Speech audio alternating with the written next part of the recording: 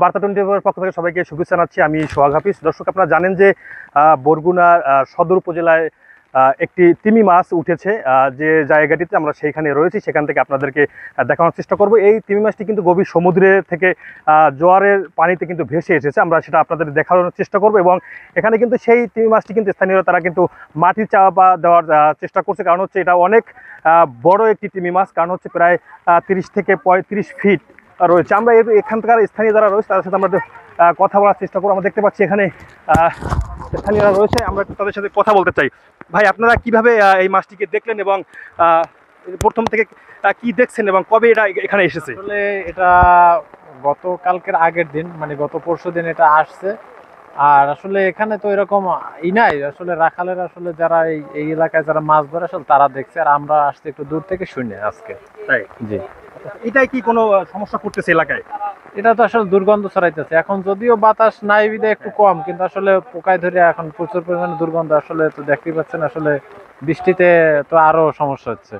এটা কিন্তু দর্শক, এটা কিন্তু পায়রা নদীর খুব মোহনায়, বঙ্গোপসাগরের খুব কিনারায় কিন্তু এই মাছটি ভেসে এসেছে বনের ভিতরে। গতকালকে 3টার দিকে কিন্তু এই মাছটি এখানে স্থানীয় যারা রয়েছে তারা কিন্তু দেখতে পেয়েছে। আমরা আচ্ছা, এই ব্যাপারে আপনারা এখন পর্যন্ত কি পদক্ষেপ নিয়েছেন? এই মাছটি কখন এখানে এসেছে?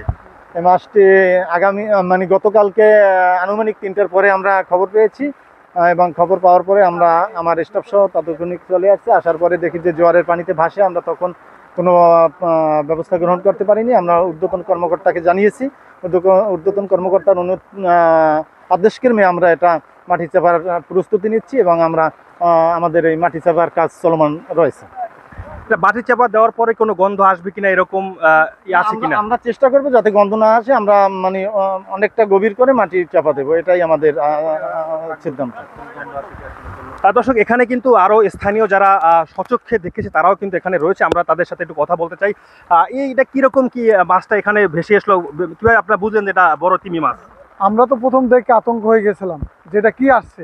তারপরে দূর থেকে আসতে কাছে আইয়া দেখি যে মরা মাছ। তারপর দেখি যে তিমি মাছের মতন, ওই আগে শুনছি যে তিমি মাছ আছে সাগর দিয়ে ভাসিয়া, চাই দেখি তো তিমি মাছ অনেক বড়, 34 ফুট লম্বা এবং 18 ফুট বের।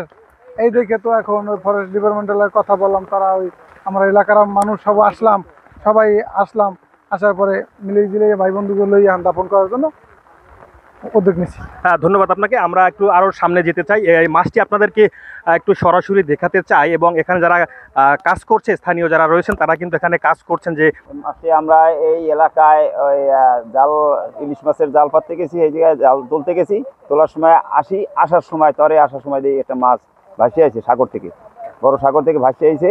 মাছটা ফাটিয়ে গেছে, গন্ধ ছড়ছে, এই অবস্থা। এখন এইটা আমরা এলাকা সবাই মিলিয়া যেভাবে এই গন্ধটা এই ছড়াই গেলে তো অসুখ হইতে পারে এলাকায়, কাজেই তাই আমরা সবাই মিলিয়া এটারে দাফন দিতে আছি, এটা কবর করিয়া, কবরের মতো বানাইয়া।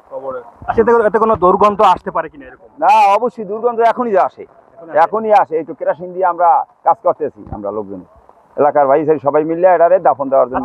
এই মাছটি প্রথম কে দেখেছে, এরকম কোন আপনারা পেয়েছেন কিনা? এই এলাকায় প্রথম এই এলাকায় এক মহিলা, ওই খবির ভাইয়ের পুতের ছেলে, এই জাল তুলতে গেছে ইলিশ মাছের, তখন সে খেয়াও তুললে আসতেছে তরে, তখন দেখে একটা মাছ।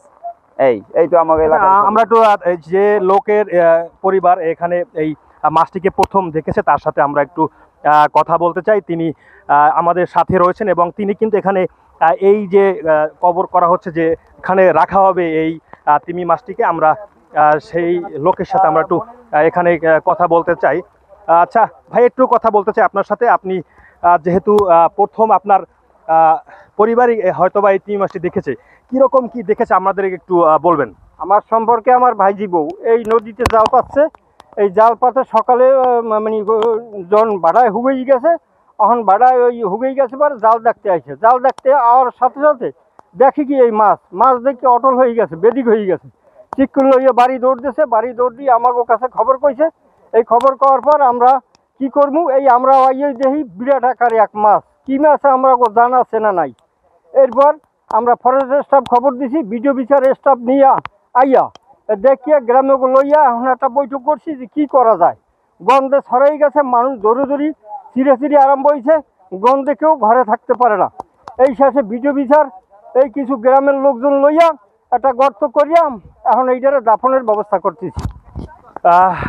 ধন্যবাদ। যেমনটা আপনারা শুনছিলেন যে এই যে তিমি মাছটি কিন্তু আমাদের এই অঞ্চলে দক্ষিণ অঞ্চলে কিন্তু সদর উপজেলার এম বালিতলী ইউনিয়নের খুব পায়রা নদীর পাড়ে কিন্তু এখানে এসেছে। আমরা আপনাদের দেখানোর চেষ্টা করছি। এতক্ষণ আমি ছিলাম সোহাগ হাফিজ, বার্তা 24 বরগুনা।